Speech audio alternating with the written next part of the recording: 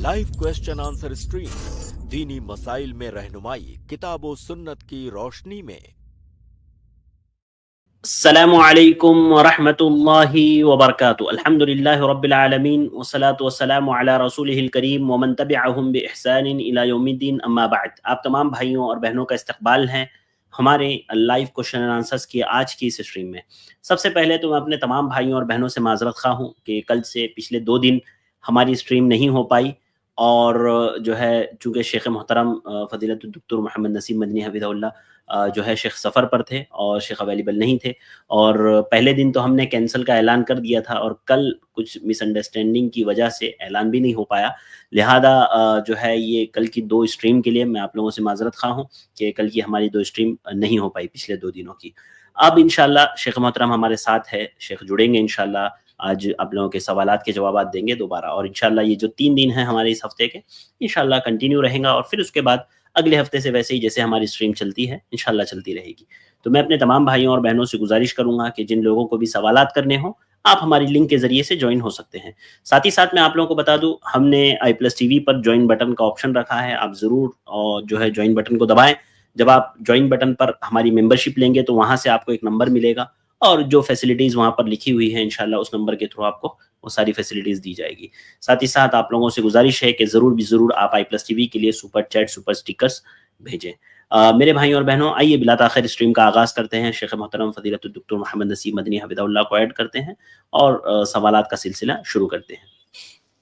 अस्सलामु अलैकुम वरहमतुल्लाहि वबरकातुहू। शेख वालेकुम अस्सलाम वरहमतुल्लाहि वबरकातुहू। बहुत शुक्रिया शेख हमारे साथ ज्वाइन होने के लिए। शेख इजाज़त हो तो जो है सवालात का सिलसिला शुरू करते हैं। जी शुरू करते हैं, बिस्मिल्लाह। शुक्रिया। तो हम लोग बितरतीब इंशाल्लाह हमारे भाइयों को ऐड करेंगे जो जुड़े हुए हैं हमारे साथ भाई और बहन, और इंशाल्लाह उनके सवालात लेंगे। आज के सबसे पहले गेस्ट है सिस्टर सना फातिमा, मैं आपको ऐड कर रहा हूँ, आप अपना सवाल करें जल्दी से। इसके बाद शाहरुख शेख तैयार रहें। वालेकुम अस्सलाम वरहमतुल्लाहि वबरकातुहू। जी से सफर में क्या सवाल है आपका? मेरा सवाल ये है कि मोहम्मद सल्लल्लाहु अलैहि वसल्लम का जो नाम तो मोहम्मद रखा गया था, तो ये सल्लल्लाहु अलैहि वसल्लम क्यों बोलते हैं और इसका मीनिंग क्या है? वाज़ेह है सवाल। बिस्मिल्लाह अल्हम्दुलिल्लाह वस्सलातु वस्सलामु अला रसूलिल्लाह। हमारे नबी सल्लल्लाहु अलैहि वसल्लम का जो नाम है वो है मोहम्मद, और आपका दूसरा नाम अहमद भी है। तो नाम तो आपका मोहम्मद है, आपके वालिद का नाम अब्दुल्ला, पूरा नाम है मोहम्मद इब्न अब्दुल्ला।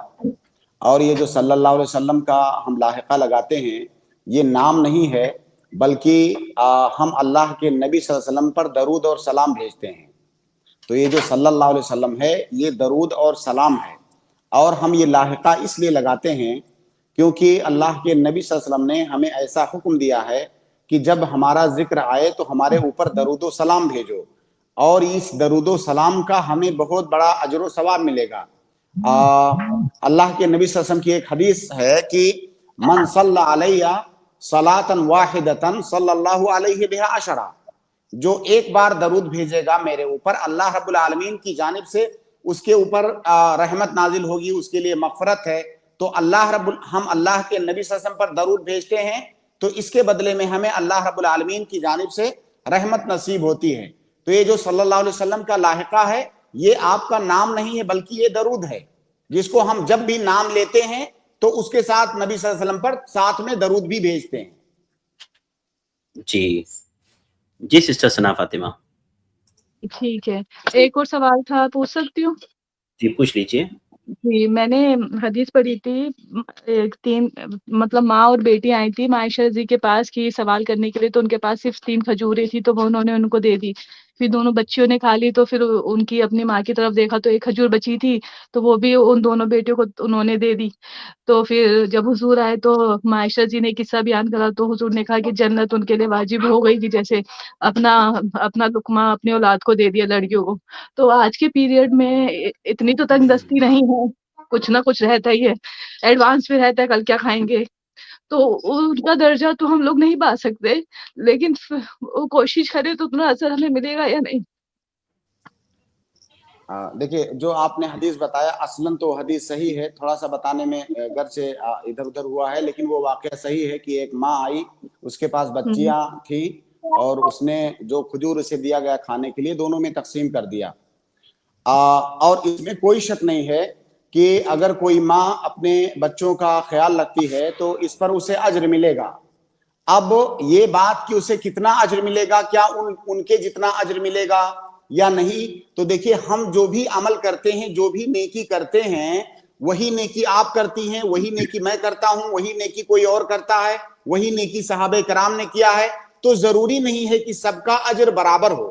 نیکیوں کا اجر اخلاص کی بنیاد پر اس کا مرتبہ, اس کا درجہ, اس کی مقدار کم اور زیادہ ہوتی رہتی ہے. لیکن جو اصل نیکی ہے وہ تو سب کو ملے گی. اگر کسی کام پر, اگر کسی عبادت پر صحابہ کرام کو نیکی ملنے کے لیے کہا گیا ہے تو وہ نیکی ہمیں بھی ملے گی. اب ہمارے اندر اس کام میں جتنا اخلاص پایا جائے گا, جتنا جو ہے للہیت کے ساتھ ہم اس کام کو کریں گے, اسی کے بقدر اس نیکی کی مقدار جو ہے کم اور زیادہ ہوگی. تو انشاءاللہ وہ تمام نیکیاں جس کا وعدہ کیا گیا ہے کسی نیک کام پر, کسی عبادت پر, اگر ہم میں سے بھی کوئی اس کو کرتا ہے تو اس کا مستحق ہے. جی جی سر, میں میوٹ کیا تھا, 1 منٹ. جی نے بہت بہت شکریہ کہ آپ نے یہ ہسٹری اسٹارٹ کری ہے. میں ڈر گئی تھی جب آپ نے کہا تھا کہ آج آخری ہے یہ, تو اللہ کا شکر ہے, اللہ آباد رکھے. آپ کے ذریعے ہم مطلب دین میں اور زیادہ مطلب تفصیل سے, ڈیٹیل سے پڑھتے ہیں, سنتے ہیں اور عمل کرنے کی اللہ کوشش کرتے ہیں. بس یہی کہنا تھا. شکریہ. اللہ آپ کو صحت تندرستی عطا فرمائے. جی السلام علیکم. شاہ رخ شیخ جلدی سے اپنا سوال کریں, اس کے بعد عاصم تیار رہیں گے. السلام علیکم ورحمۃ اللہ وبرکاتہ. شیخ میری آواز آ رہی ہے؟ جی آ رہی ہے, بالکل جی فرمائیں. شیخ میرا سوال یہ تھا کہ جیسے والدین میں, جیسے آج ہمارے سماج کے جو دور کے والدین, اور جیسے اگر کوئی ڈیڈی ہے یا ابا جان ہے, تو اگر ان کی ذہنیت ایسی ہو جائے گی کہ مطلب بچوں کو سختی کرنا ضروری ہے یا ڈانٹ ڈپٹنا یا ڈر بیٹھانا ان کے اوپر ضروری ہے, کیونکہ اگر ایسا نہیں کرے گے تو بگڑ جائے گی, مطلب اسٹرک رہنا بہت ضروری ہے, تو اس کا مطلب کیا کرنا مطلب صحیح ہوگا؟ کیونکہ شیخ آپ صلی اللہ علیہ وسلم اور صحابہ جو تھے وہ مطلب محبت سے پیش آیا کرتے. اور شیخ اس کا ہی دوسرا کہ مطلب اگر والدہ ایسی ہو جائے کہ مطلب وہ لان تان کرتی ہو, بدوا اور نالائق بچوں کو بیجا ایسا کہتی ہو, تو اس میں کیا رہنمائی کرے؟ جزاکم اللہ خیرا. دیکھیے ابھی جو پہلا سوال تھا وہ بھی اس سے ملتا جلتا تھا, اور اس میں ہم نے عرض کیا کہ والدین کے اوپر یہ واجب ہے کہ اپنے بچوں کی تربیت کریں اور اپنے بچوں کی دنیا اور بھلائی کے لیے وہ کوشش کریں, دنیا اور آخرت کی بھلائی کے لیے کوشش کریں. یہ ان کے اوپر واجب ہے. جس طرح سے بچوں کے اوپر والدین کے کچھ حقوق واجب ہوتے ہیں, اسی طرح سے والدین کے اوپر بھی بچوں کے کچھ حقوق ہیں. اور کبھی کبھی بچوں کی تربیت کرنے کے لیے والدین کو سختی کرنی پڑتی ہے, کبھی کبھی انہیں ڈانٹنا پڑتا ہے, کبھی ان کے اوپر ہاتھ بھی اٹھانا پڑتا ہے. تو ہماری شریعت نے اس چیز کی اجازت دی ہے. آپ وہ حدیث یاد کریں جس میں کہا گیا ہے کہ بچہ جب 7 سال کا ہو جائے تو اسے نماز پڑھنے کا حکم دو, اور جب 10 سال کا ہو جائے اگر نماز نہ پڑھے تو اسے مارو.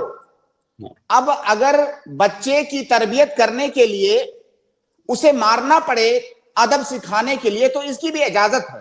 اور ظاہر ہے یہ جو والدین ہیں کبھی کبھی بچوں پر سختی کرتے ہیں, تو اس سختی کا مطلب عام طور سے بچوں کے ساتھ دشمنی نہیں ہوتی ہے. ہاں کچھ ماں باپ ہوں ان کی بات نہیں کر رہے ہیں, عمومی طور سے والدین کی جو سختی ہوتی ہے بچوں کے ساتھ, اس سختی کے اندر محبت ہوتی ہے, ان کے لیے اخلاص کا جذبہ ہوتا ہے. کیونکہ ماں باپ والدین یہ بچوں کے لیے بھلا چاہتے ہیں, تو انہیں یہ سختی کرنی چاہیے اور بچوں کو چاہیے. اور عام طور سے کیا ہوتا ہے کہ بچے بچپن میں اس بات کو نہیں سمجھ پاتے ہیں. جب وہ بچے بڑے ہوتے ہیں اور خود والدین بن جاتے ہیں تو پھر ان کو سمجھ میں آتا ہے کہ ہمارے والدین ہمارے ساتھ جو سختی کرتے تھے اس کی وجہ کیا تھی, وہ ہماری بھلائی کے لیے تھا. تو لہٰذا اگر بچوں پر والدین سختی کرتے ہیں تو کرنا چاہیے, لیکن ظاہر ہے وہ سختی بھی شریعت کے دائرے میں ہونی چاہیے, ایک لمٹ کے اندر ہونی چاہیے. جیسے کہ آپ نے کہا بہت سارے والدین بچوں کو گالی دینے لگتے ہیں, لان تان کرنے لگتے ہیں, بد دعائیں دینے لگتے ہیں. اللہ کے نبی صلی اللہ علیہ وسلم نے بد دعا دینے سے منع فرمایا, آپ بچوں کو بد دعا نہ دیں. ہو سکتا ہے وہ قبولیت کی گھڑی ہو, آپ کی بددعا قبول ہو جائے. تو بچوں کو بددعا نہ دیں, بچوں پر لان تان نہ کریں, بچوں کے ساتھ ایک جو ہے مناسب حد تک سختی کریں تاکہ آپ ان کی تربیت کر سکیں. بہت شکریہ شیخ, شیخ, مطلب جزاک میں اس لیے پوچھ رہا تھا کیونکہ اگر کوئی والدین ہے جو مطلب تربیت کے طور پر نہیں, مطلب صرف ایسے ہی ظلم کر دیتے یا جو مطلب مار پیٹ دیتے, یا اگر کوئی شخص مطلب لڑکا نیک صالح بھی ہو تو اسے الٹا بھلا کہتے, تو اس میں اگر وہ حقوق اپنا نہیں نبھا رہے تو کیا وہ گنہگار یا خطا کار ہوگے؟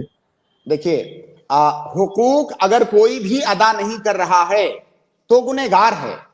اگر بچہ والدین کے حقوق نہیں ادا کر رہا تو گنہگار ہے, والدین بچے کے حقوق نہیں ادا کر رہے ہیں تو گنہگار ہیں. کلکم رائن و کلکم مسئول عن رعیتہ, اس کے اندر والدین بھی داخل ہیں کہ والدین یہ ذمہ دار ہیں اپنے بچوں کی تربیت کے لیے. اگر وہ یہ کام نہیں کر رہے ہیں تو گنہگار ہیں. اسی طرح اگر کوئی بچہ والدین پر ظلم کر رہا ہے, زیادتی کر رہا ہے, بدتمیزی کر رہا ہے, بدسلوکی کر رہا ہے تو گنہگار ہے. اب اسی طرح سے والدین بھی اگر بچوں کے ساتھ ظلم کر رہے ہیں تو گنہگار ہیں. اللہ کے نبی صلی اللہ علیہ وسلم نے نعمان بن بشیر کے والد سے کیا کہا جب انہوں نے صرف اپنے بیٹے جو ہے نعمان کو ہبہ کیا, دوسرے بچوں کو نہیں کیا, تو اللہ کے نبی صلی اللہ علیہ وسلم نے کیا کہا, لا تشہدنی علی جور, ظلم پر گواہ نہ بناؤ. تو اللہ کے نبی صلی اللہ علیہ وسلم نے بچوں کے ساتھ ناانصافی کو ظلم کہا, اور ظلم گناہ ہے. تو جس طرح سے بچہ اگر والدین کے حقوق کے اندر کوتاہی کرتا ہے تو گنہگار ہے, اسی طرح والدین بھی اگر بچوں کے ساتھ زیادتی کرتے ہیں تو گنہگار ہیں. تو والدین کو بھی یہ بات سمجھنی چاہیے, اور اگر ایسی کوئی چیز ہو گئی ہے تو بچے سے جو ہے عفو درگزر طلب کر لینا چاہیے. اور بچوں کو بھی چاہیے کہ آپ کے والدین ہیں, کئی دفعہ ان سے جو ہے تجاوز ہو جاتا ہے بہت ساری چیزوں میں, تو اپنے والدین کو معاف کر دیں. تو بہرحال ظلم کہیں پر ظلم کی گنجائش نہیں ہے, اس کی اجازت کسی کو نہیں ہے, چاہے بچے ہوں چاہے والدین ہوں. بہت شکریہ شیخ جزاک ارشد, اللہ. اور ایک چھوٹا سوال پوچھ سکتا ہوں؟ 2 سوال آپ کے آ گئے تھے شاہ رخ میں, اس میں پوچھ لیجئے. چلیے, چھوٹا ہے تو پوچھ لیجئے جلدی سے. ٹھیک ہے شیخ, میرا وہ پچھلے اسٹریم میں ایک سوال تھا جیسے دیوبندی بھائی کے ریلیٹڈ. تو شیخ میرا یہ سوال تھا اس سے کہ اگر ہمارے دیوبندی احناف بھائی اور مطلب ان سے ہمارا اختلاف کیا ہے اہل حدیث اور ان میں, کیونکہ اگر وہ تبلیغی جماعت مطلب وہ جاتے ہیں تو کیا ہم بھی ان کے ساتھ مطلب جا سکتے ہیں, یا ہمیں الگ سے اہل حدیثوں کا ایسا دعوت کی کچھ شروعات کرنی چاہیے؟ جزاکم اللہ خیرن. دیکھیے, دعوت کے اندر اہم چیز جو ہے وہ یہ کہ وہ دعوت اللہ کے نبی صلی اللہ علیہ وسلم کے بتائے ہوئے طریقے پر ہونی چاہیے. قل ھذہ سبیلی ادعو الی اللہ علی بصیرۃ انا ومن اتبعنی. دعوت جو ہے علی علم, علی بینہ, علی بصیرہ ہونی چاہیے, اللہ کے نبی صلی اللہ علیہ وسلم کے طریقے پر ہونی چاہیے. اس کے اندر کوئی ایسی چیز, کوئی ایسا کنٹینٹ نہیں ہونا چاہیے جو شریعت کے خلاف ہو. تو دعوت دینا یہ مطلوب ہے, بلکہ دعوت دینا یہ واجب ہے. کبھی تو واجب کفائی ہے, کبھی واجب عینی ہے. تو دعوت دینا اس سے اچھا کام دنیا کے اندر ہو ہی نہیں سکتا. ومن احسن قولا ممن دعا الی اللہ, جو اللہ کی طرف دعوت دیتا ہے اس سے اچھی بات دنیا کے اندر کوئی نہیں ہے.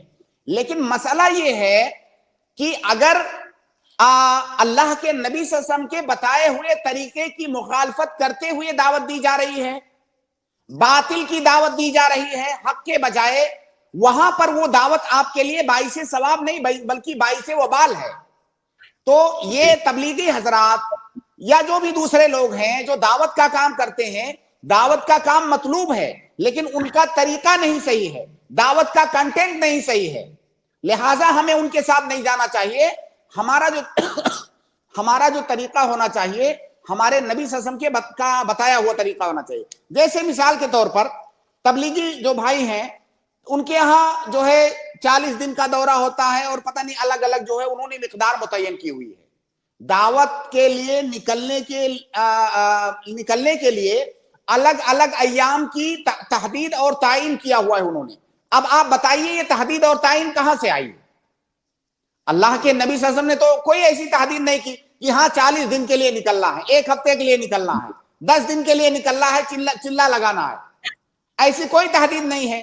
اسی طرح سے جس چیز کی وہ دعوت دیتے ہیں ان کے دعوت کا جو کنٹینٹ ہے, جو میٹیریل ہے, اس کو آپ دیکھیں.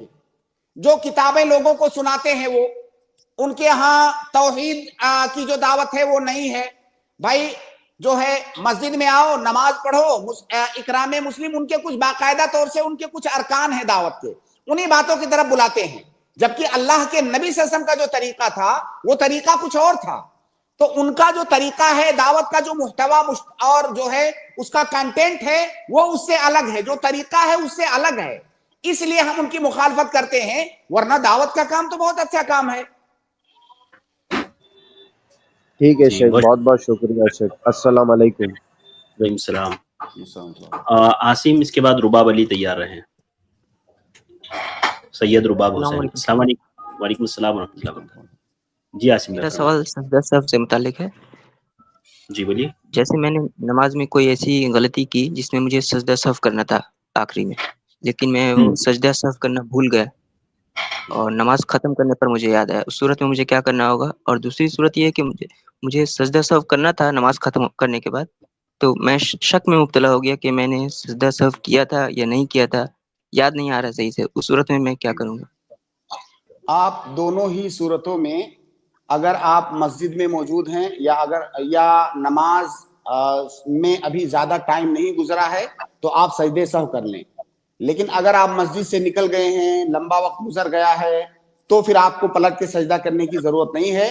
لیکن اگر ابھی وقت قریب ہے یا آپ مسجد میں بیٹھے ہوئے ہیں, آپ کو یاد آ گیا, تو آپ جا کر کے 2 سجدہ کر لیں سجدے سہو کے لیے. جزاک اللہ. ایک اور سوال کر سکتا ہوں؟ جی کر لیجیے. یہ نماز میں فاتحہ کے بعد جو سورت ملاتے ہیں تو وہ اس کا کیا حکم ہے؟ وہ فرض ہے یا سنت ہے؟ اور وہ اگر چھوٹ جائے یا جان بوجھ کر چھوڑ دیں تو اس صورت میں کیا حکم ہوگا؟ نماز میں سورہ فاتحہ کے ساتھ کسی اور سورت کا ملانا یہ مستحب ہے, نہ تو واجب ہے نہ تو رکن ہے, یہ مستحب ہے. جیسا کہ ابو ہریرہ رضی اللہ تعالیٰ عنہ کی ایک روایت ہے کہ جس نے سورہ فاتحہ پڑھ لیا اس کی نماز ہو گئی. تو کسی اور سورت کا ملانا یہ مستحب ہے. اور مستحب چیز کو اگر کوئی چاہے غلطی سے بھول سے چھوٹ جائے وہ چیز, یا جان بوجھ کر کے چھوڑ دے, اس کی نماز ہو جائے گی. ہاں مستحب کا جو ثواب ہے وہ اس کو نہیں ملے گا, لیکن اس کی نماز کی صحت پر کوئی اثر نہیں پڑے گا, نماز اس کی ہو جائے گی. جی شکریہ. جیسے ہم لوگ چار بہت شکریہ. رکعت نماز پڑھتے ہیں. عاصم میں 2 سوال آپ کے ہو گئے تقریباً. اگلے سوال نہیں, اگلے اسٹریم میں لے لیجیے بھائی, معذرت, اصل میں آج پہلے لیٹ ہو گیا. بہت شکریہ. اس کے بعد سید رباب. جی السلام علیکم ورحمۃ اللہ وبرکاتہ. اللہ وبرکاتہ. حضرت میرا سوال آپ سے یہ تھا حضرت, جیسے کہ مجھے علم ہے حضرت, یہ جو الیکٹریسٹی تھیفٹ ہے, بجلی کی جو چوری ہے, وہ اسلام میں ناجائز و گناہ ہے. حضرت اب یہ اشکال ہے کہ اگر کوئی شخص یہ کام میں ملوث ہے اور اب اسی سے وہ فون کو چارج کر رہا ہے, اپنا ریفریجریٹر چلا رہا ہے, اے سی چلا رہا ہے, تو فون چارج ہونے کے بعد کیا فون کا یوز کرنا بھی حرام کے میں داخل ہوگا؟ الیکٹرانک ڈیوائسز ہے, گیجٹ ہے, ان سب کو استعمال کرنا کیا حرام میں داخل ہو جائے گا؟ اس پہ ذرا رہنمائی فرما دیں. دیکھیے, اس نے جو چوری کیا ہوا ہے وہ چوری کرنا حرام کام ہے. چوری چاہے کسی فرد کی جائے یا چوری حکومت کی جائے, چوری ہر صورت میں حرام ہے اور اس کا گناہ اسے ملے گا. لیکن اب اس چوری کی ہوئی بجلی سے جو اس نے فون چارج کیا ہے, اب یہ جو فون کال کر رہا ہے, یہ فون کال الگ چیز ہے اور اس نے جو چوری کیا ہے وہ الگ چیز ہے. چوری کیا, چارج کیا, یہ سارا کام حرام ہے اس کا, لیکن اس کے کال کا اس کی چوری سے کوئی تعلق نہیں ہے. اصولیوں کی اصطلاح میں کہتے ہیں کہ اگر 2 چیزوں کا جہہ منفک ہو تو دونوں کے حکم کا ایک دوسرے سے کوئی تعلق نہیں ہے.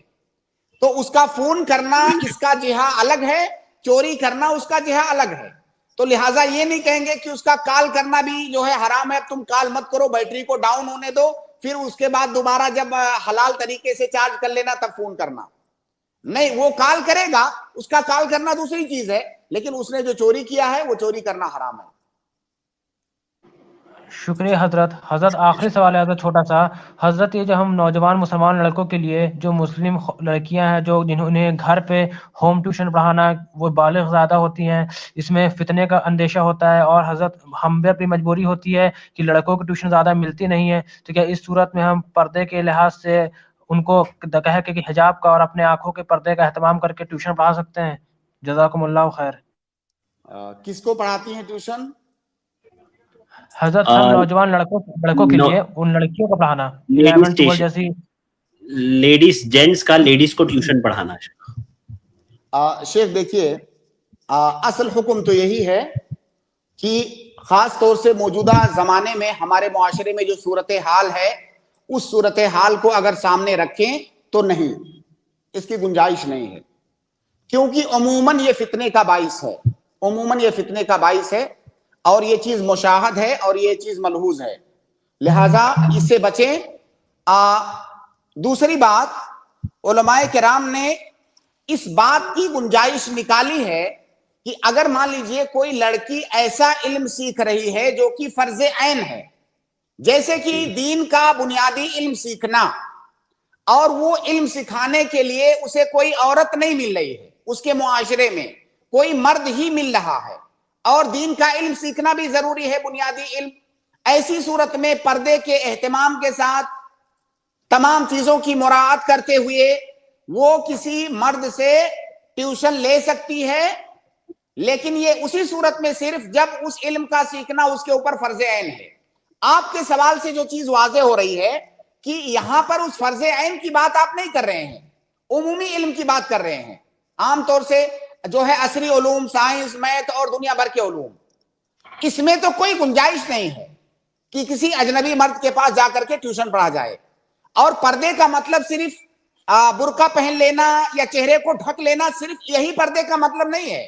پردے کا مطلب اختلاط سے بھی بچنا ہے, پردے کا مطلب اجنبی کے ساتھ بے تکلفی سے بھی بچنا ہے.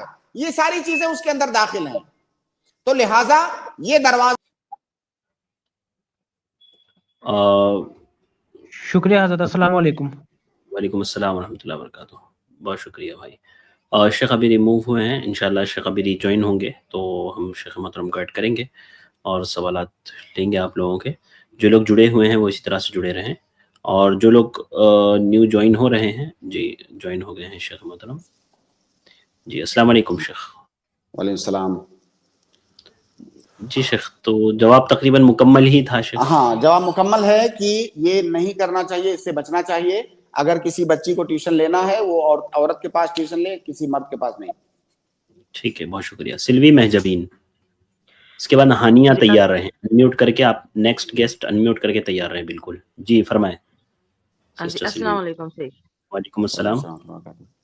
ہاں جی, بہت دن سے میں ٹرائی کر رہی تھی آپ لوگوں سے جڑنے کے لیے, لیکن الحمدللہ آج مل گئی. اب میرا 2 سوال ہے شیخ. جی جی. پہلا یہ سوال کہ میت کو لے کے جب کسی کا انتقال ہوتا ہے تب اس کو جنازہ لینے کے ٹائم پہ ہی, جب گھر میں جب خواتین رہتے ہیں, کوئی ان کا میت کا کوئی بیٹی یا کوئی بہو ایسے کوئی رہتے ہیں, ٹھیک ہے, تو وہ لوگ کو کیا یہ 2 رکعت نفل نماز پڑھنے کا کیا سنت سے ثابت ہے کیا جب میت لے کے جاتے تھے؟ شیخ ان کا بہن کا سوال ہے کہ جب میت کو لے کر جانے لگیں تو جو ان کے اقربا ہیں, بیٹی بیٹا یا جو بھی اور ہیں گھر میں, کیا ان کے لیے 2 رکعت نفل پڑھنا یہ شریعت سے ثابت ہے؟ نہیں, بالکل نہیں. میت کو لے جاتے وقت کوئی بھی کسی بھی طرح کی کوئی خاص نماز نہیں ہے. میت پر نماز جنازہ پڑھی جائے گی. اگر گھر کی عورتیں اس میت پر نماز جنازہ پڑھنا چاہتی ہیں تو انہیں اس بات کی اجازت ہے, یہ چیز ثابت ہے. اس کا میں کئی بار یہاں پر ذکر کر چکا ہوں کہ اگر گھر کی عورتیں میت پر جنازے کی نماز پڑھنا چاہتی ہیں, تنہا پڑھنا چاہتی ہیں مردوں کے بغیر, تب بھی پڑھ سکتی ہیں, جیسا کہ امہات المومنین نے پڑھا. لیکن الگ سے خاص طور سے کوئی نفلی 2 رکعت نماز, اس کا کوئی بھی ثبوت نہیں ہے. جی صحیح. جی سے ایک 2 سوال اور ایک سوال تھا. جی بولیے. پوچھ لو. ہاں جی سے قضا نماز کب کون سے حالت تک پڑھ سکتے ہیں؟ کیونکہ عمری قضا تو نہیں ہے, लेकिन कभी कभी पढ़ लीजिए मतलब काजा हो जाता है, तो किस किस हालात में काजा नमाज पूरा कर सकते हैं हम? देखिए, कज़ा नमाज का टाइम जाहिर है, नमाज अगर कोई छोड़ रहा है तो किसी उज़्र की बुनियाद पर छोड़ेगा। नमाज को तो डिले करना ये जायज ही नहीं है। जब उसका वक्त हो गया तो वक्त से डिले करना जायज नहीं है। अगर किसी ने डिले किया है तो जाहिर है किसी उज़्र की बुनियाद पर, किसी रुकावट और ममानियत की बुनियाद पर उसने डिले किया होगा। वो उज़्र और वो रुकावट जैसे ही दूर हो फौरन उस नमाज की कज़ा करनी है। जैसे कोई सो रहा था और नींद उसकी नहीं खुल सकी, हर तरह का तरीका इख्तियार करने के बाद वो नहीं जाग सका, वो सोया रह गया, नमाज का टाइम निकल गया। अब जैसे ही उसकी नींद खुली फौरन उसको उस नमाज की कज़ा करनी है। लिहाजा ये आप ज़ाब्ता याद रखें कि कज़ा का कोई टाइम नहीं है खास। कज़ा का टाइम वही है जब आपके पास जो उज़्र है वो उज़्र जैसे ही खत्म हो वही कज़ा का टाइम है।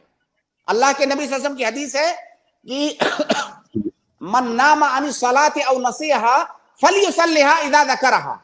अगर नमाज भूल जाएं आप या सो जाएं, जैसे ही आपको याद आए फौरन उस नमाज को पढ़ना है। अब क्योंकि भूलना ये रुकावट है, भूलना ये उज़्र है, अब जैसे ही आपको याद आया गोया कि वो उज़्र खत्म हो गई। अब वो उज़्र खत्म हुआ, फौरन आपको नमाज पढ़नी है। जी शेख जी, बहुत शुक्रिया। शुक्रिया, जज़ाकल्लाह खैर। बारकल्लाहु फीकुम। हानिया मजहर इसके बाद तैयार रहे जल्दी से। जी सिस्टर हानिया। अस्सलाम वालेकुम शेख। वालेकुम अस्सलाम। शेख मेरे को ट्रांसलेशन चाहिए। कदर 97 सूरह नंबर, उसका ट्रांसलेशन बताएंगे? सूरा नंबर 97 या सूरह नंबर सूरतुल कद्र है। क्या है? सूरतुल कद्र का ट्रांसलेशन जानना चाह रहे हैं सिस्टर।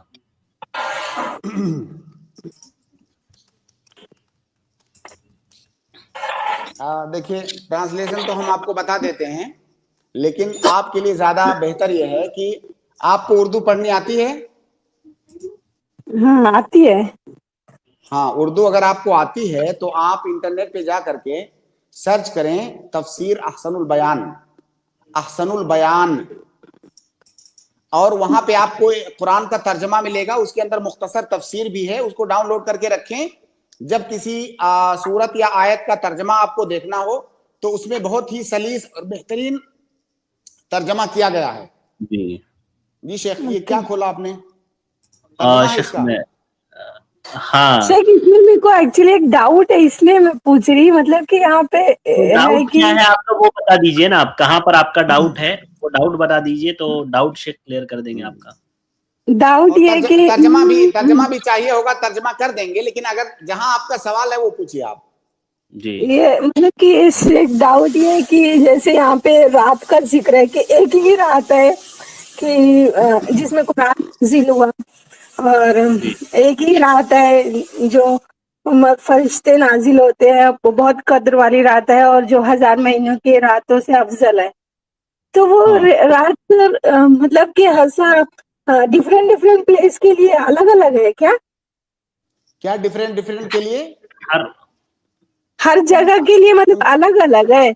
बिकॉज देख, यहाँ पे कभी मक्का में तो मतलब दूसरी कंट्रीज में वो शब कद्र की रात कभी अलग आती है, फिर इंडिया में कभी अलग आती है।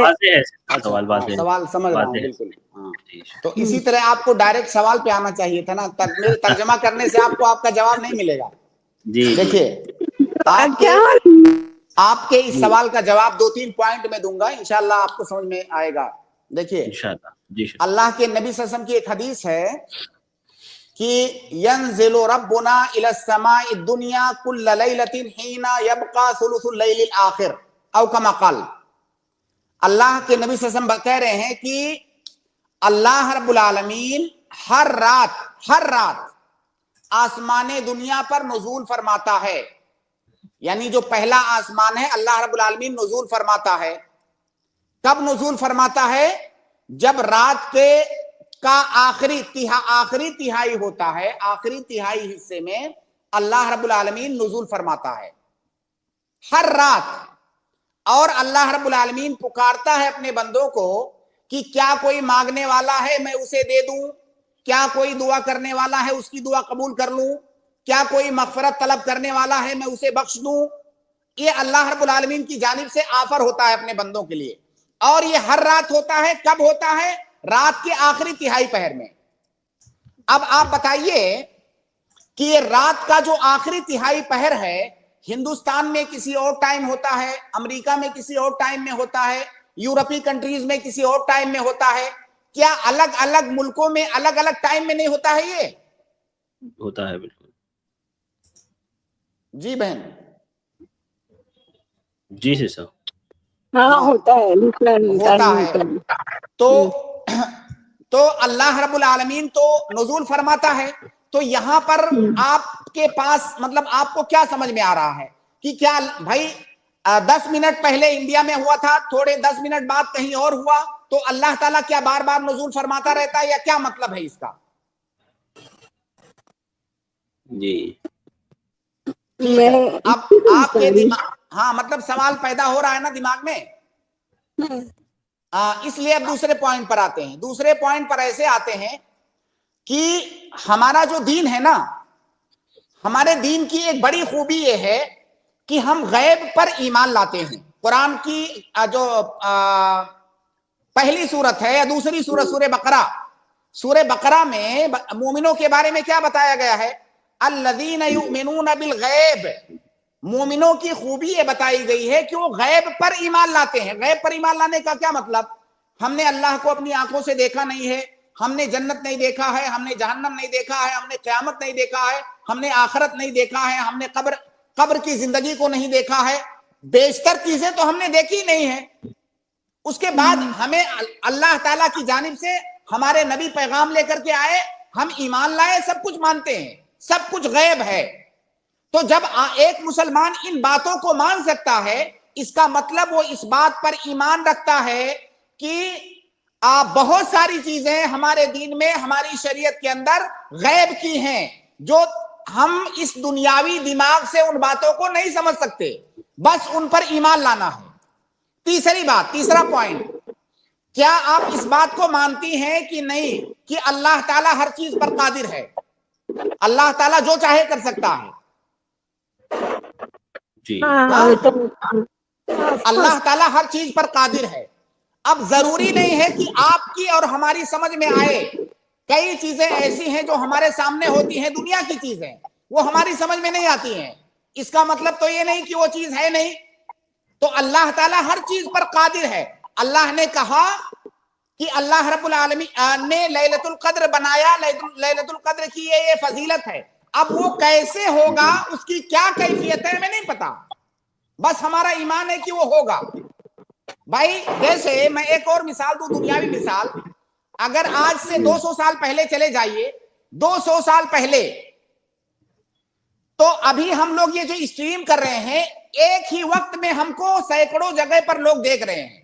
میں تو ایک ہی ہوں نا, میں ایک انسان ہوں جو بول رہا ہوں یہاں پر, سینکڑوں جگہوں پر میں بول رہا ہوں, جہاں جہاں پر لوگ دیکھ رہے ہیں اسٹریم. اگر 200 سال پہلے کسی کو بتایا جاتا کہ ایک آدمی ہے جو ایک جگہ بیٹھا ہوا ہے اور بیک وقت وہ 100 جگہوں پر بول رہا ہے, تو کیا کوئی اس بات کو مانتا؟ نہیں مانتا. لیکن آج یہ آپ کے سامنے ہے. تو یہ تو دنیاوی چیز ہے, ہم اللہ کے لیے مثال نہیں دے رہے ہیں. ہم اللہ کے لیے کوئی مثال دینا جائز نہیں ہے. ہم یہ آپ کو سمجھا رہے ہیں کہ دنیا کی معمولی چیزیں جو آج ہم کو امپاسبل لگتی ہیں, 10 سال کے بعد وہ چیز ہمارے سامنے ہوتی ہے. موبائل فون ہے, ہم بات کرتے ہیں, اگر 50 سال پہلے مرے ہوئے کسی انسان کو زندہ کر کے لے آیا جائے اور موبائل فون دکھا دیا جائے تو دوبارہ مر جائے گا وہ. تو وہ چیز 50 سال پہلے عجوبہ تھی, آج وہ چیز ہمارے سامنے ہے.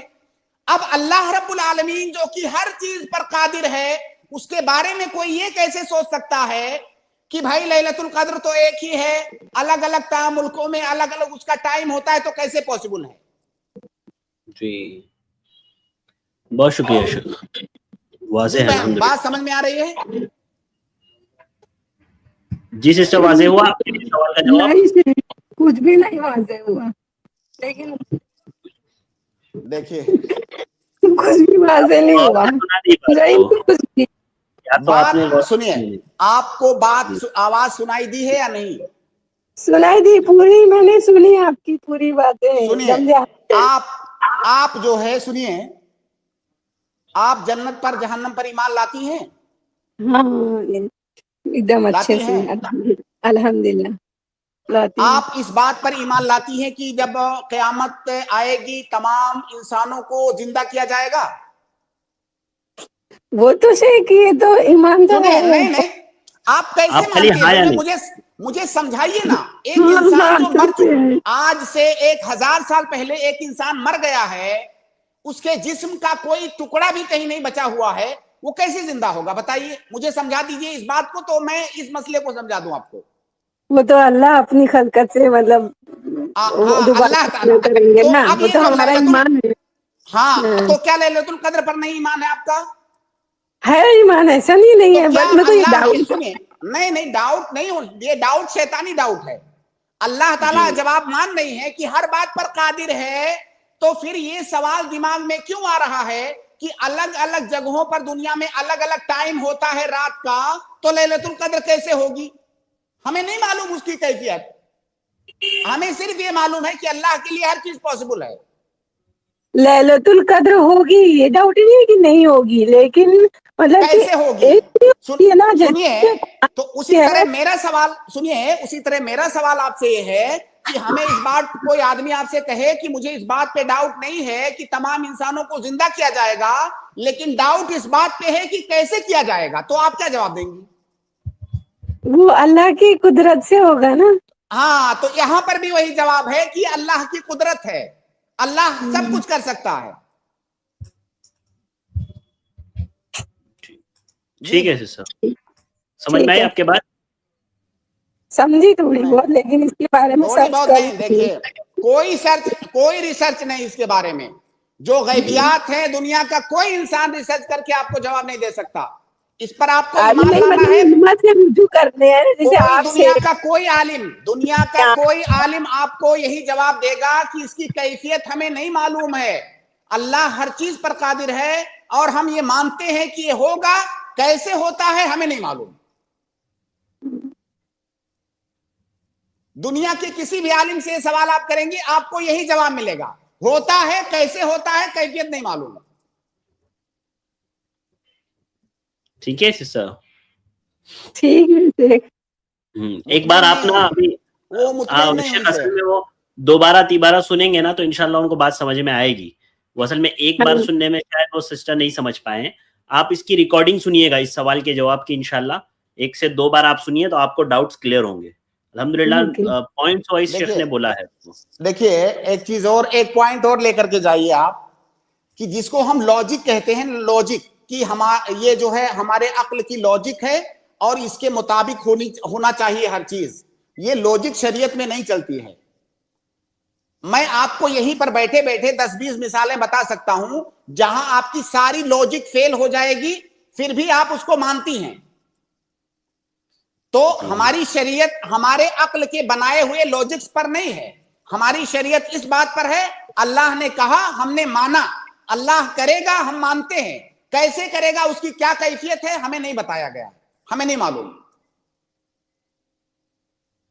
ठीक है शेख, शुक्रिया, जज़ाकल्लाहु खैरन। अस्सलाम वालेकुम।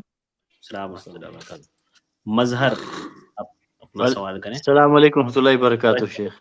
वालेकुम अस्सलाम व रहमतुल्लाहि व बरकातहू। शेख, पहली बात ये पूछना था कि क्या ये आखिरी स्ट्रीम है? कोई सिस्टर बता रही थी कि आखिरी एपिसोड है बोल के, क्या ऐसा है? मैंने कहीं नहीं बोला आखिरी है, पता नहीं सिस्टर ने कैसे सुना कि आखिरी है, आखिरी है कहीं नहीं बोला मैंने। अभी ये इंशाल्लाह कंटिन्यू चलेगी जैसी चल रही है ना। पिछले 2 दिन असल में स्ट्रीम हमारी नहीं हो पाई थी, शेख सफर में थे, तो अभी इंशाल्लाह कंटिन्यू चलेगी जैसे रेगुलर हमारी चलती है। जी जी अल्हम्दुलिल्लाह। शेख, आपसे ये सवाल है शेख के, अगर कोई गल्फ में काम करता हो, अगर दीनी इसके लिए, बच्चों की भलाई के लिए, खुद की भलाई के लिए, दीनी इल्म के लिए, अगर इंडिया में कहीं ऐसी जगह सेटल होना चाहता हो जहाँ पे दीन मिलता है, माहौल है, क्या उसके लिए ये सही होगा कि वो अपनी नौकरी छोड़ के इंडिया में आ जाए और इस तरह के माहौल में रहे, या वहीं पर रहे और जैसे तैसे वैसे लाइफ गुजारे? ये पहला सवाल है शेख। دوسرا یہ ہے کہ ایک مفتی ہیں سعودی کے، انہوں نے کہا ہے کہ عورتیں جب گولڈ پہنتی ہیں سونا، جو سونا پہنتی ہے اس کے لیے زکوٰۃ نہیں ہے بول کے، اس کے بارے میں تھوڑا ایک بتائیے شیخ، اگر ایک بار بھی پہنا ہو اس کے لیے زکوٰۃ نہیں ہے بول کے۔ پہلا سوال جو آپ نے کیا کہ کوئی اگر کسی باہر گلف کنٹری میں نوکری کرتا ہے تو کیا اس کو اپنی بھلائی کے لیے، بچوں کی بھلائی کے لیے، دین کے لیے اپنے ملک آ جانا چاہیے یا وہیں جیسے تیسے زندگی گزارنا چاہیے؟ دیکھیے، ہماری جو شریعت ہے وہ مصالح اور مفاسد کی رعایت کرنے والی شریعت ہے۔ ہماری شریعت نے معایر اور اولویات طے کر دیے ہیں کہ آپ کون سے اولویات کو سامنے رکھ کر کے فیصلے لیں اور ڈیسیجن لیں۔ اب اگر کوئی انسان کو لگتا ہے کہ وہاں باہر رہنے میں، پیسہ کمانے میں میرے بچوں کی، میری دنیا اور آخرت کی بھلائی ہے، تو ظاہر ہے اس کو وہی کرنا چاہیے۔ لیکن اگر اس کو لگتا ہے کہ وہاں رہنے سے بھلائی نہیں ہے، ہمارے بچے خراب ہو جائیں گے، ان کی تربیت نہیں ہو پائے گی، ان کی تعلیم نہیں ہو پائے گی، بلکہ تھوڑا کم پر گزارا کر کے ہمیں انڈیا ہی میں رہنے میں ہماری بھلائی ہے، تو ان تمام باتوں کو رہ کر کے وہ فیصلہ لے گا۔ شریعت نے ہمیں دو ٹوک ایسا نہیں بتایا ہے کہ نہیں تم سعودیہ میں نوکری کرو یا انڈیا میں کرو۔ جہاں آپ کے دنیا اور آخرت کی بھلائی ہے، آپ کے بچوں، بیوی اور بچوں کی بھلائی ہے، آپ وہاں پر رہ کر کے کام کرو۔ تو شریعت ہمیں اور آپ کو اس بات کا پابند نہیں بناتی ہے کہ نوکری آپ کو کہاں کرنا ہے۔ نوکری آپ کو وہاں کرنا ہے جہاں کرنے میں آپ کی، آپ کے بیوی بچوں کی دنیا اور آخرت کی بھلائی ہو۔ دوسرا سوال آپ نے کیا کہ آپ نے کہا کسی عالم نے فتویٰ دیا ہے کہ جو ہے عورت اگر گولڈ کا زیور پہنتی ہے تو ایک بار بھی پہن لیا ہے تو اس میں زکوٰۃ نہیں ہے۔ یہ فتویٰ جس نے بھی دیا ہے یہ غلط فتویٰ ہے اور یہ مسئلہ اختلافی ہے، اس میں کوئی شبہ نہیں ہے۔ ہم ان تمام اختلافات میں یہاں نہیں جا پائیں گے، اس کے لیے کم سے کم آدھا گھنٹہ چاہیے۔ تو میں آپ کو مختصر بتاتا ہوں کہ جب کسی مسئلے میں علماء کے درمیان اختلاف ہوتا ہے تو ایسی صورت میں ایک مسلمان کا، ایک متبع کتاب و سنت کا طریقہ یہ ہوتا ہے کہ وہ دیکھے کہ کس قول کی دلیل راجح ہے، کس قول کی دلیل ٹھوس ہے، اور اس پر وہ عمل کرے۔ اس مسئلے میں اختلاف ہے۔ جمہور اہل علم جو ہیں، مالکیہ، شافعیہ، حنابلہ، ان کی رائے یہ ہے کہ سونے چاندی کے زیورات جو پہننے کے لیے ہوتے ہیں ان میں زکوٰۃ نہیں ہے، زکوٰۃ واجب نہیں ہے۔ احناف کا قول یہ ہے، حنفی مذہب کا قول یہ ہے کہ اس میں زکوٰۃ واجب ہے، اور حنفی مذہب کا قول ہی راجح ہے، یہی صحیح ہے۔ اور اس لیے صحیح نہیں ہے کہ یہ احناف نے کہا ہے، صحیح اس لیے ہے کہ ان کے پاس دلیل ہے۔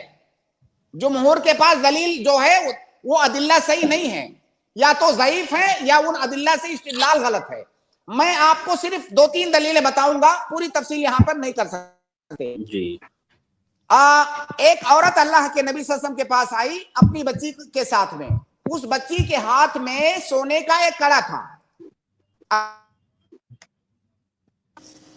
جی شیخ آواز آ رہی ہے؟ ہاں اب آ رہی ہے شیخ۔ ہاں، اللہ کے نبی صلی اللہ علیہ وسلم نے اس عورت سے پوچھا کہ کیا اپنی بچی کے اس زیور میں زکوٰۃ دیتی ہو؟ عورت نے کہا کہ نہیں دیتی ہوں۔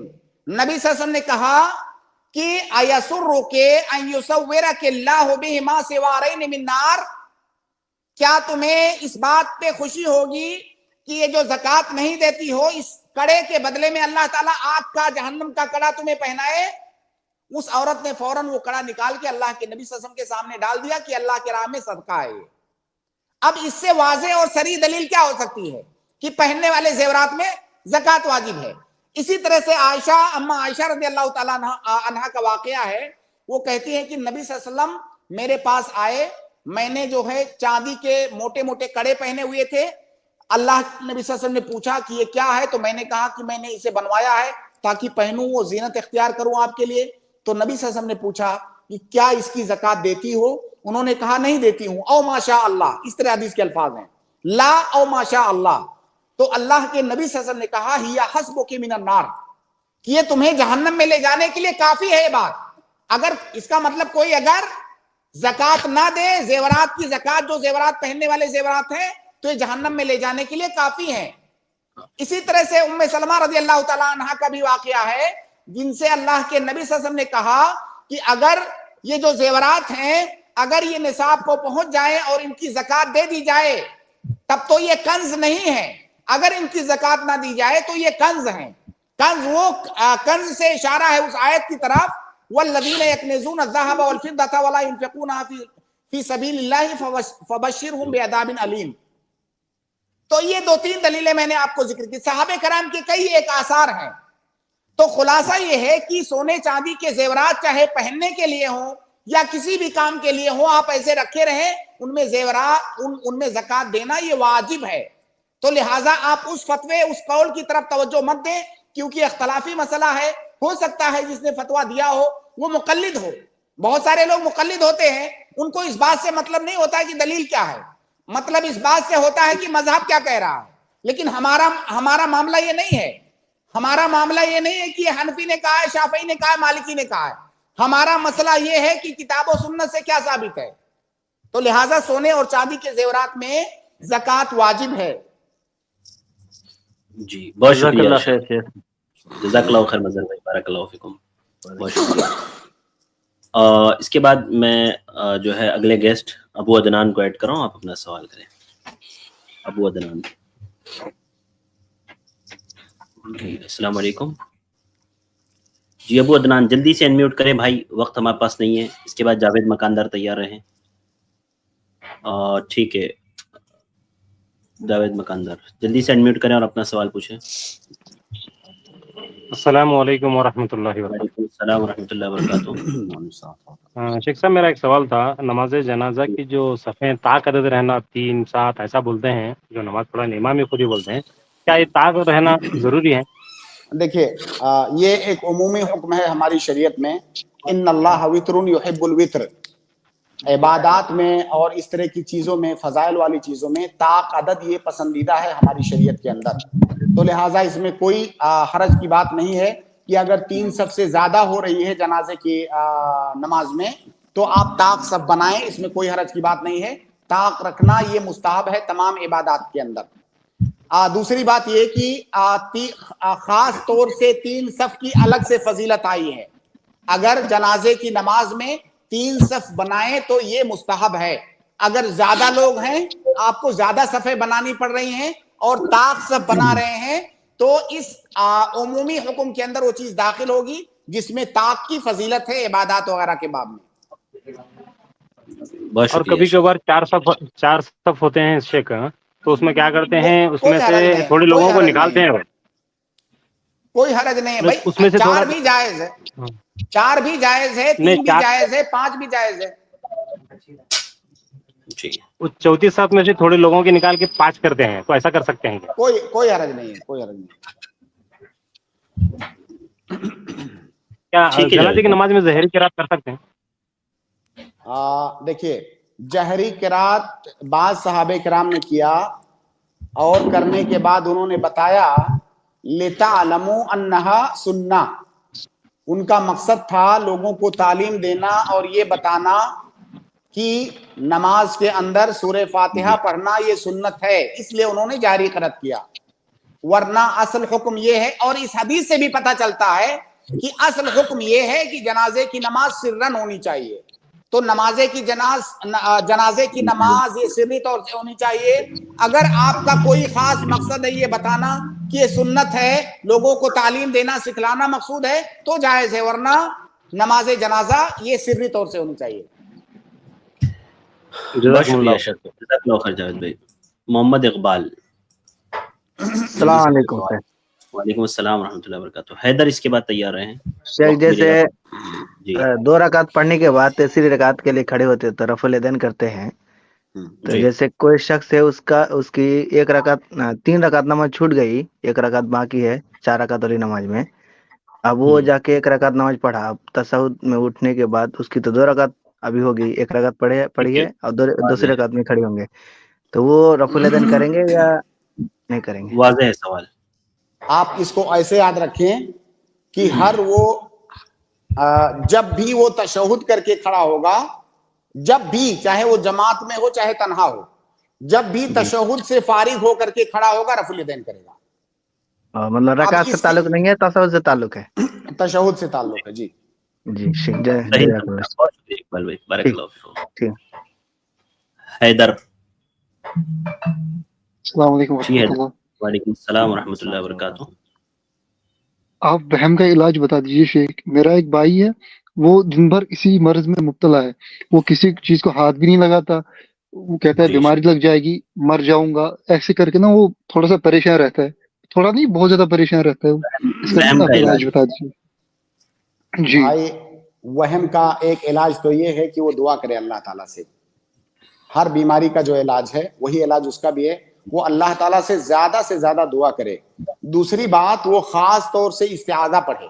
वहम और वसवसा ये शैतान की जानिब से होता है, तो ज्यादा से ज्यादा वो इस्तिआज़ा पढ़े। औज़ु बिल्लाहि मिनश शैतानिर रजीम मिन हमज़िही व नफ़्ख़िही व नफ़्सिही, मुख्तलिफ सेगे जो हैं इस्तिआज़ा के, वो कसरत के साथ पढ़े। और खास तौर से उस वक्त जब उसको वसवसा और वहम आने लगे, फौरन वो इस्तिआज़ा पढ़ने लगे। तीसरी बात ये कि जो वसवसे वाला आदमी है वो ये बात अपने दिमाग में बैठा ले कि ये जो वसवसा आ रहा है इसकी कोई हकीकत नहीं है। जैसे उसको लगा कि यार कहीं ऐसा तो नहीं हो गया है, वैसा तो नहीं हो गया है, तो उसको ये समझना चाहिए कि जो आ रहा है इसकी कोई हकीकत नहीं है। नमाज में वसवसा आता है लोगों को, वजू में वसवसा आता है, वजू बना के मस्जिद जा रहे हैं, रास्ते में वसवसा आ गया कि मैंने वजू बनाया है कि नहीं बनाया है, या मैंने हाथ को धोया है कि नहीं धोया। अब वहां पर ये मान के चलेगा कि नहीं मैंने धोया है, मैं नहीं जाऊंगा दोबारा। तो यानी वसवसे की जानिब तवज्जो नहीं देना है, और ये मान के चलना है कि चाहे मतलब मेरा वजू हुआ हो या नहीं हुआ हो, हर सूरत में मैंने किया है, मैं दोबारा वजू नहीं बनाऊंगा। तो ये जो है वसवसे का इलाज है कि वसवसे को आप जीरो मान के चले कि जो मेरे दिमाग में आ रहा है ऐसा कुछ नहीं हुआ है, और ज्यादा से ज्यादा दुआ करें, ज्यादा से ज्यादा इस्तिआज़ा पढ़ें, और इसके अलावा कोई इलाज नहीं है जी।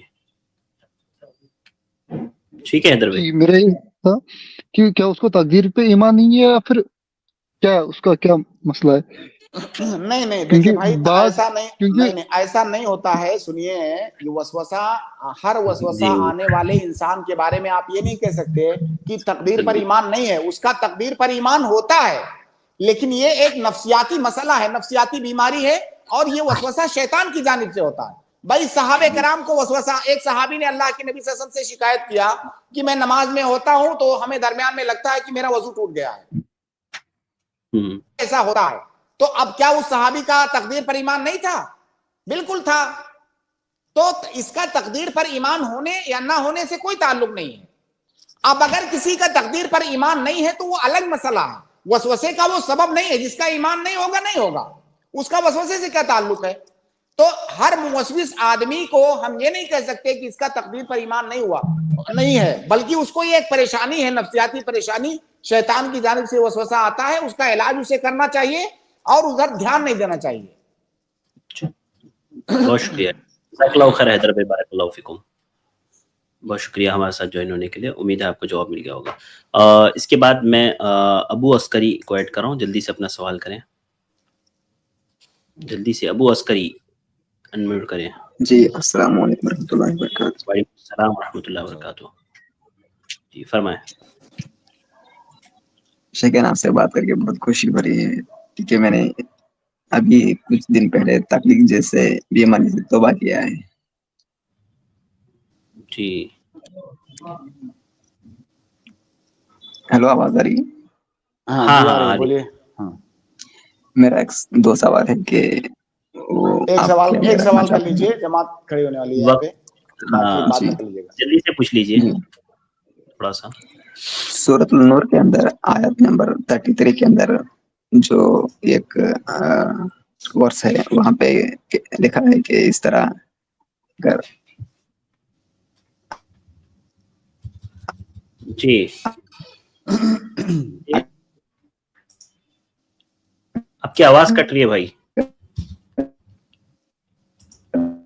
नहीं आ रही, आवाज नहीं आ रही है।